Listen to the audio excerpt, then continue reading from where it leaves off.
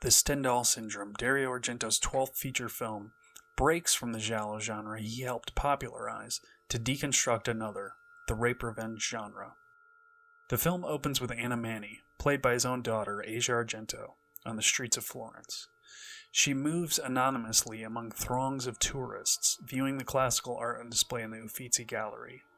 Her identity unknown to us, as the art begins to overwhelm her, triggering hallucinations and causing her to faint, splitting her lip and drawing blood before she enters Peter Bruegel's Landscape with the Fall of Icarus.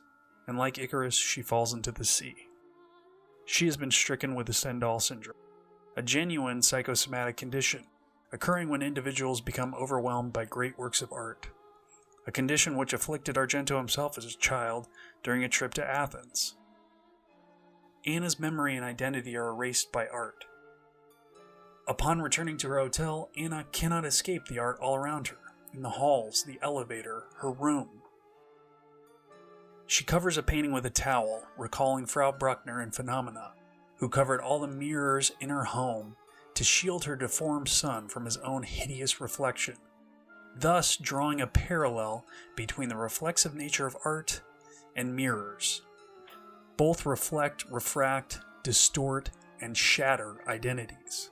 Mirrors are a recurring motif throughout Argento's filmography, as is the relationship between art and violence. They often reveal a key clue, unlocking the damaged identity of a victim turned killer, or predicting it. Anna enters Rembrandt's The Night Watch, triggering a flashback and emerging at a crime scene in Rome. We discover that she is a police officer with an anti-rape unit, hunting a serial rapist and killer, Alfredo Grassi. She received an anonymous tip that she would find him at the Uffizi Gallery.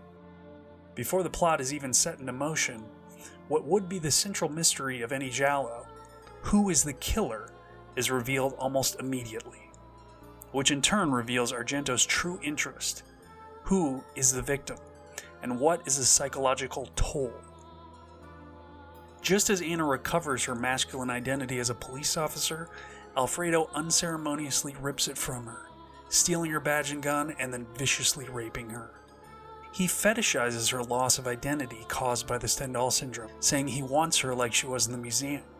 He cuts her mouth to imitate her bleeding lip, and she becomes an object through which he can feel, a mirror through which his warped identity is reflected and confirmed. He beats her unconscious, and she awakes in a car to find Alfredo assaulting another woman. Forced to watch, helpless and now a voyeur to what she herself just suffered, Alfredo gleefully murders the woman, shooting her through the mouth, the bullet piercing each cheek. Then he stares at Anna through the wound, visually emphasizing his misogynist point of view, literally viewing Anna through his violent acts, and using her as a mirror to reflect his own twisted identity.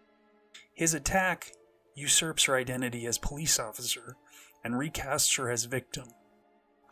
Anna is then treated by a male doctor, counseled by a male psychiatrist, and judged by a room full of imposing middle-aged men, including her direct superior, Inspector Minetti.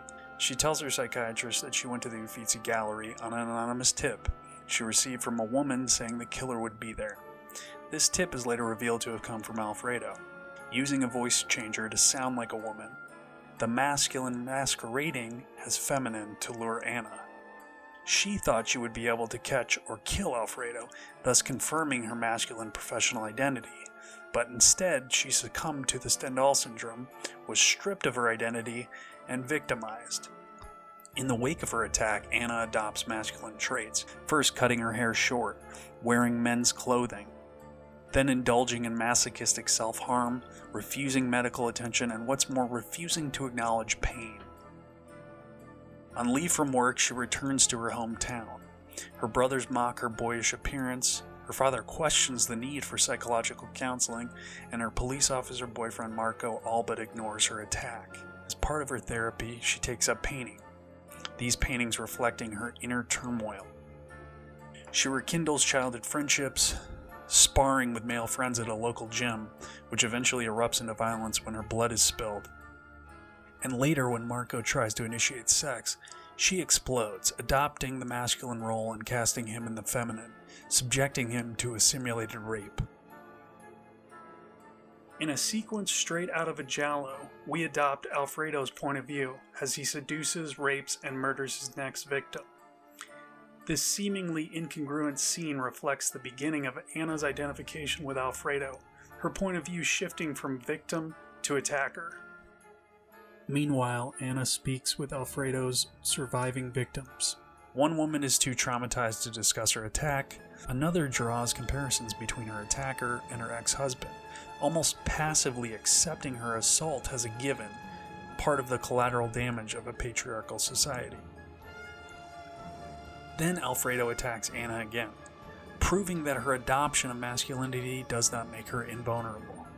He binds her to a ratty mattress in a graffiti-covered lair, and he cuts himself, dripping his blood onto her, transferring his diseased masculinity. Later, she turns the tables on Alfredo, gouging out one of his eyes in a retaliatory penetration and beating him within an inch of his life. As she drags the beaten and dazed Alfredo to a precipice overlooking a waterfall, she begins to imitate his casually cruel demeanor, adopting the identity of her attacker, before kicking him over the edge and into a treacherous waterfall to certain death.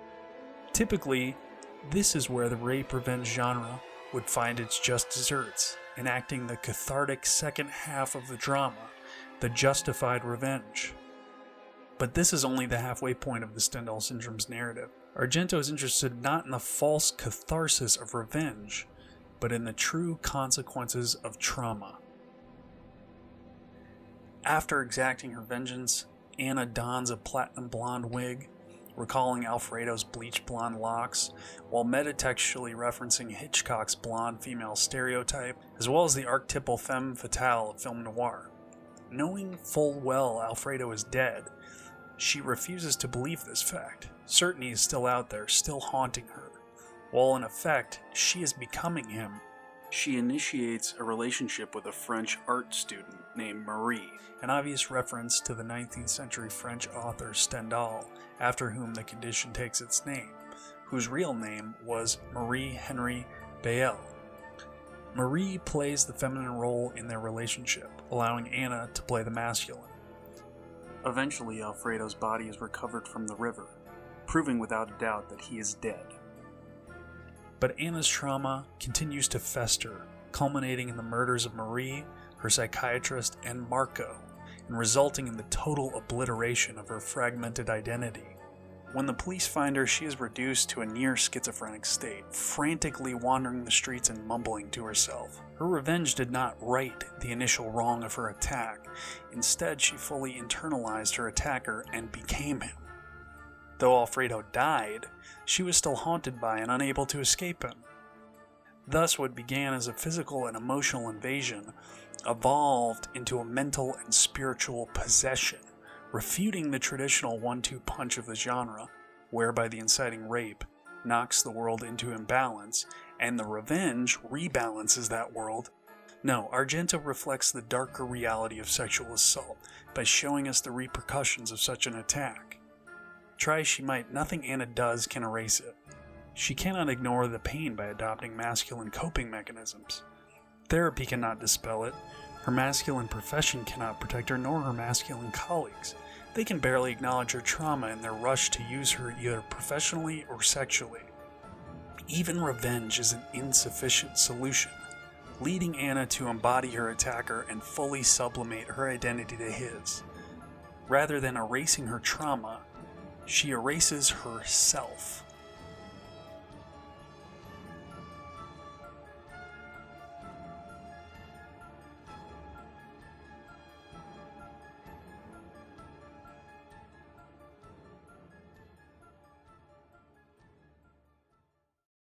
So, what do you say?